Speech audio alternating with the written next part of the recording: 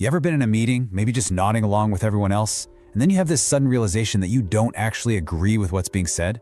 You might not even fully get what's happening. Well, today, we're going way beyond just talking about group dynamics. We are going to deconstruct a psychological system. We're going to pull back the curtain on the hidden architecture that engineers consensus, a lot of the time without your conscious permission. All right, let's get into it. Just let that sink in for a second. You know, that's not just some clever line, it's a really sharp diagnosis of something we've all felt. In this explainer, we are going to dissect the anatomy of the herd instinct.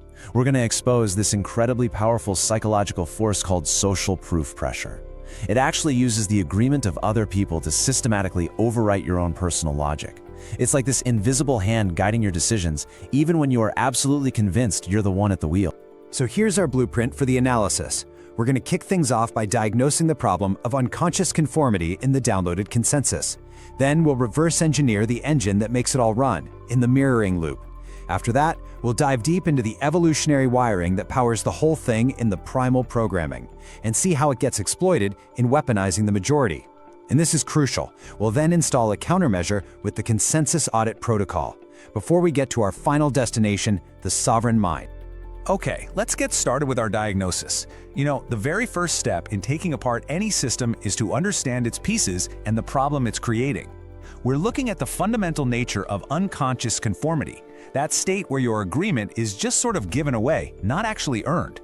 So this right here is our core term, social proof pressure. And it's not about being persuaded or having a good debate. No, as you can see, it's a psychological override. You can think of it like this. In the physics of social influence, your brain is basically a mirroring machine. It is designed from the ground up to reflect the state and the consensus of the people around you. What this means is, if someone can control the crowd, they can pretty much control your behavior without ever having to speak a single word to you directly. And the result of all this pressure is what we call the erosion of cognitive sovereignty. It's that really uncomfortable feeling, right? That isolation alarm that starts blaring in your head when you realize you're the only one in the room who isn't nodding. It's a state of pure social panic. Your mind just starts racing. Wait, am I the crazy one? Did I miss something important? And in that single moment, your independent thought, your sovereignty, it just starts to crumble under the sheer weight of everyone else's agreement. And the costs of this, well, they're incredibly high. Just look at these points. It can lead straight to learned helplessness, where you just stop trying to put your own view out there because it feels totally pointless. You find yourself saying yes to plans you fundamentally disagree with just to make the pressure stop. And when you do that, you hand over enormous leverage to whoever claims to be speaking for the authority of the people. And this is not easy on your brain. The mental load of constantly scanning the room, trying to match its energy, and pushing down your own thoughts is immense. It absolutely destroys your focus. You're not a contributor anymore. You are being managed by what is often just a false majority. Okay, so we've diagnosed the what. Now, let's dig into the how. This whole thing isn't random. It's actually a predictable four-stage process. We call it the unanimity compliance engine, or for something a bit simpler, the mirroring loop. Let's break this thing down.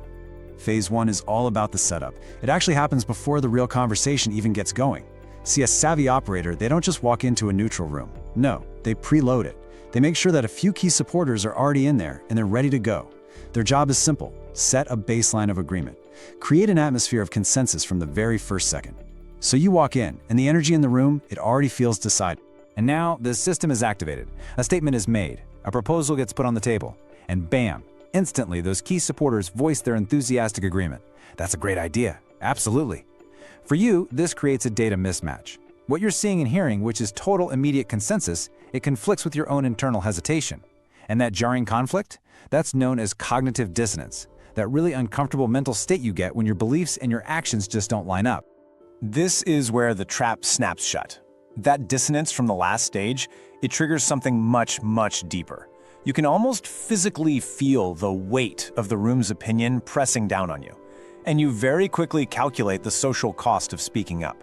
To disagree now isn't just to have a different opinion, it's to break from the group, to become the other. And that perception of a threat is not an exaggeration. Your primal threat detection system goes into high alert. Your heart rate might even start to climb. You feel completely exposed. And so, what do? You take the path of least resistance. You yield. You give a little nod. You stay silent. Or maybe you even mutter some weak agreement. The instant you do, you feel this powerful surge of relief. All that tension just vanishes. You're back in the safety of the herd. That feeling of relief, of belonging, well, that's the fix. It's a powerful reward that reinforces the entire behavior, making you even more likely to conform the next time this whole loop gets started. So here's the crucial point. Within that 4-stage loop, which can happen in less than 30 seconds, control shifts. It literally moves from your own sovereign mind to the collective and often manipulated will of the group. The sound of the crowd is being strategically used to drown out the sound of your own voice. And this self-reinforcing cycle makes the operator's view seem more and more like an objective fact with every single second that passes. That loop is incredibly effective. But why? Why on earth is it so powerful? To really get that, we have to go deeper. We need to analyze the power source of this entire machine. We have to look at the primal programming that's been hardwired into your brain over millions of years of evolution. You have to understand, this isn't a failure of your logic. It's the successful operation of your ancient survival code. For our ancestors, getting cast out from the tribe was a literal death sentence. Being different was incredibly dangerous. So our brains evolved a simple, powerful rule of thumb. Unanimity equals survival. If everyone is running away from something, you don't stop to analyze the threat, you just run. Your brain is wired to interpret consensus as a signal for accuracy and for safety. It does a rapid assessment and concludes the group is a much safer bet than you are on your own. And this, right here, just brilliantly illustrates the internal war that's going on. On one side, you have your prefrontal cortex, your modern, logical brain. It wants to do a critical analysis, it wants to look at the data, it wants to act with integrity. But on the other side, you've got your limbic system, your ancient survival instinct, and it is screaming about the fear of being ostracized, the need for group safety, and that primal, overwhelming need to belong. So in a moment of perceived social threat, which part of the brain do you think wins? Well, 9 times out of 10, it's the one that's kept our species alive for millennia. Understanding this deep-seated programming is absolutely critical because it's not just some passive force of nature.